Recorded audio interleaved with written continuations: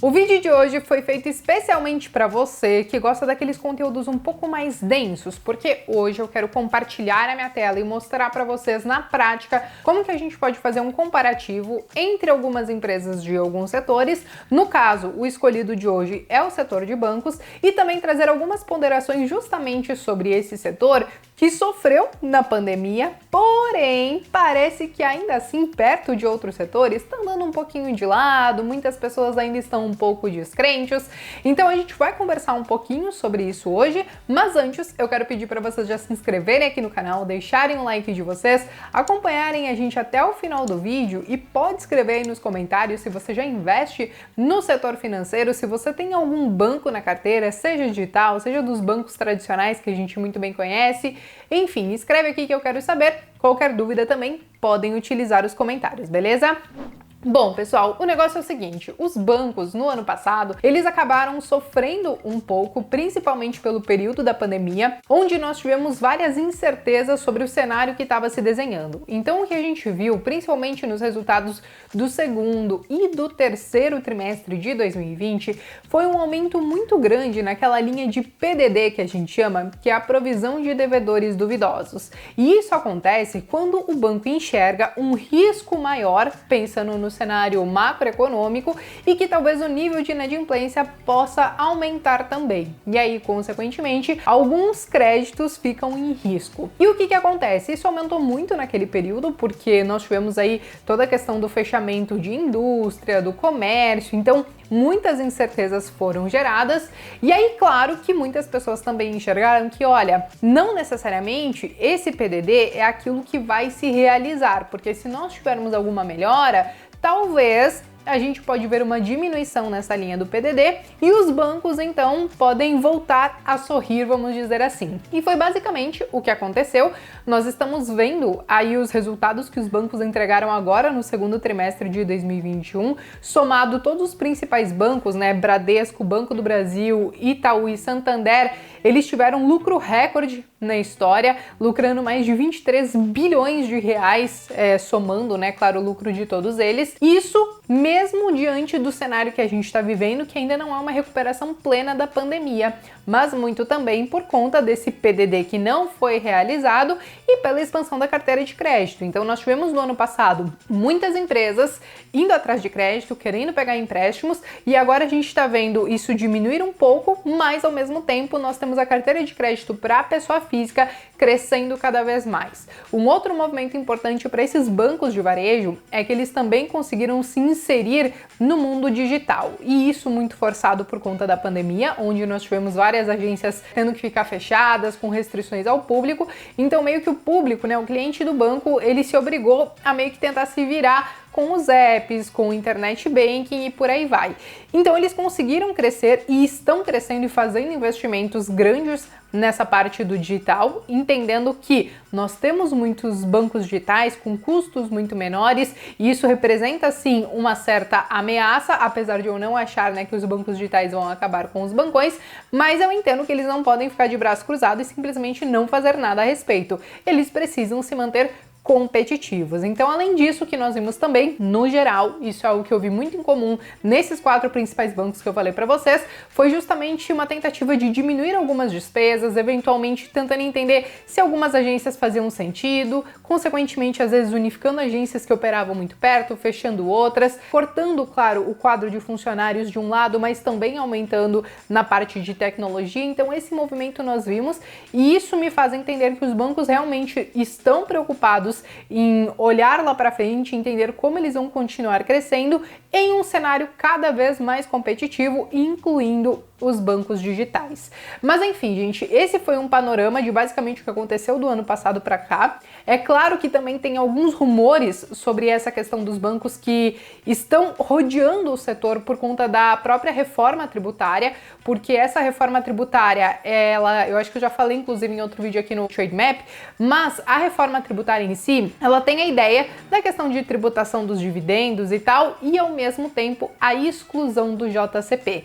E quando você faz a exclusão do JCP, eu acho que o principal setor que acaba sendo afetado, que de cara a gente percebe isso, são justamente os bancos, né? Porque O JCP, que é o Juros sobre Capital Próprio, ele pode ser utilizado ali como uma ferramenta para as instituições pagarem menos impostos, né? E aí o que acontece? Quando a gente olha no detalhe, e para isso eu já quero abrir aqui um banco com vocês, deixa eu já compartilhar minha tela, eu vou colocar aqui próprio Itaú. O Itaú a gente sabe que paga, né, dividendos todos os meses, então eu vou abrir ele para vocês. Quando a gente entra e a gente vem aqui para essa parte de dividendos aqui embaixo, o que a gente pode ver, né? Que nós temos os dividendos e os JCPs. Quando a gente entende que os bancos, eles utilizam muito os JCPs para fazer esses pagamentos e que isso não vai mais existir, consequentemente, esse benefício fiscal que eles conseguiam na parte do lucro, eles também não terão mais, e a própria distribuição dos seus proventos deverão passar a ser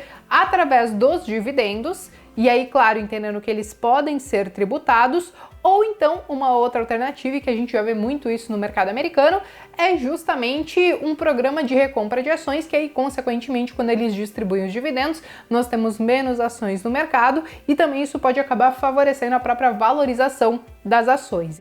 Para vocês entenderem quando um banco ele paga os dividendos e qual é a fatia de JCP e de dividendos, é nessa abinha que eu trouxe para vocês. Mas beleza, gente, agora eu quero trazer para vocês uma maneira de a gente fazer um comparativo entre os bancos no geral. Vocês podem utilizar isso para outras empresas que se conversem entre si. O que eu digo é: peguem empresas realmente semelhantes. Por exemplo, se você vai pegar uma empresa de varejo, não adianta você às vezes pegar uma empresa de varejo têxtil e pegar uma empresa que ela vende eletrodomésticos e televisão. Você tem que realmente procurar negócios parecidos, tá? E aí vamos lá. Aqui eu acho que essa lâmina de empresas vocês já conhecem, nós temos aqui os principais indicadores das empresas, mas a parte de comparação é quando a gente vem aqui para baixo, tá? E aí aqui nós temos diversos comparadores, tanto financeiros como parte de valuation e também alguns dados do mercado, tá? Aqui eu quero trazer para vocês os principais bancos, então eu vou mudar essa seleção aqui porque ele está trazendo banco digital e nós sabemos que é um modelo de negócio diferente, então eu vou tirar Banco Inter, eu vou tirar próprio Itaúsa, mas eu vou deixar Bradesco, Banco do Brasil e eu vou incluir aqui então Santander. Vamos comparar os 4 principais bancos que têm modelos de negócio parecidos, tá? Quando a gente fala, por exemplo, do ROI, que é uma métrica muito importante para a gente entender o desempenho dos bancos em si, se eu vir aqui para o segundo trimestre de 2021, eu consigo entender que Itaú está disparado na frente dos demais bancos e os outros seguem aí numa média de 14, 15%. Então, nesse lado aqui a gente conseguiria, por exemplo, dar um ponto para o Itaú. Agora, outra métrica importante para os bancos, que é como a gente mede, por exemplo, o endividamento deles, é essa questão do índice de Basileia. Aqui o índice de Basileia nós temos para cada um dos bancos, né? Nós temos aqui o Itaú, o Bradesco e o Banco do Brasil. O Banco do Brasil, ele é o que detém hoje o maior índice de Basileia, então teoricamente seria um ponto para o Banco do Brasil. Existem outros indicadores importantes, como a própria questão do valuation, né? O valuation a gente vai olhar, por exemplo, para os bancos, a relação preço-lucro. Eu acho que é interessante essa métrica. E aqui o que a gente pode ver é que hoje o Banco do Brasil tem a menor relação preço-lucro, apontando que ele é o banco mais descontado entre esses 4. Claro que o Banco do Brasil ele tem um risco diferente, porque nós temos aí o governo como sócio, nós tivemos algumas interferências do ano passado para cá, consequentemente o banco acabou sofrendo um pouquinho mais. Mas ainda assim, eu acho que além dele ser o banco mais barato, ele tem uma carteira um pouquinho diferente dos demais bancos, porque ele atua muito forte no agronegócio. Então, consequentemente, no meio da pandemia, ele foi um dos bancos que menos sofreu, porque essa linha de crédito dele acabou crescendo e também com o nível de inadimplência muito baixinho. Agora, sobre a questão dos dividendos, que é uma outra métrica que a gente acaba olhando, podemos ver aqui que no quesito de dividendos, o próprio Banco do Brasil, ele tá com um dividend yield maior. Os bancos, cabe a gente ressaltar que durante o período de pandemia, eles ficaram impedidos de distribuir mais do que o que define, né, o estatuto social de cada um. Então, se o Santander definiu que era 50% do lucro que ele podia distribuir em estatuto, ele não poderia distribuir mais do que isso, né?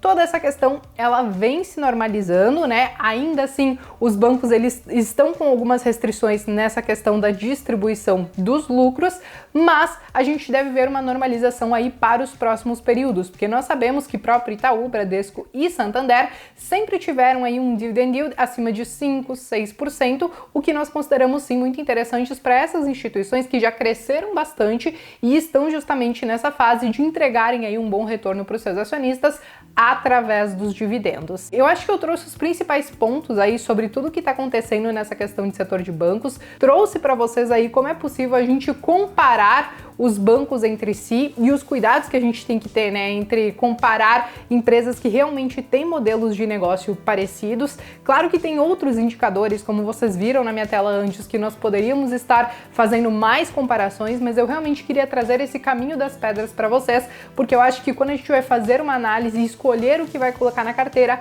realmente tem que ser olhando no detalhe, não somente daquela empresa em si, mas tentando entender qual é o diferencial que ela tem para outras empresas que podem ser concorrentes dela no mercado também, beleza? Enfim, gente, eu espero que vocês tenham gostado desse conteúdo. Ele foi um pouquinho mais longo hoje, mas eu acho que ele era muito necessário para as pessoas que querem realmente estudar, colocar a mão na massa, entender como fazer essa questão da comparação. E agora a bola tá com vocês. Eu deixo aí o desafio para que vocês sugiram aí outras comparações que a gente pode trazer aqui para o canal, mas que vocês também já podem ir fazendo se vocês já têm o cadastro, já têm aí o acesso ao Trademap, beleza? Se vocês ainda não utilizam, se você é novo por aqui e não sabe como funciona toda essa questão do Trademap, link na descrição para você já entrar ali e fazer o seu cadastro e começar a usar gratuitamente as principais ferramentas que vão te ajudar a fazer a sua análise, beleza? Eu me despeço por aqui. Se você chegou até aqui e não deixou seu like, faça isso agora e eu vejo vocês então no próximo vídeo.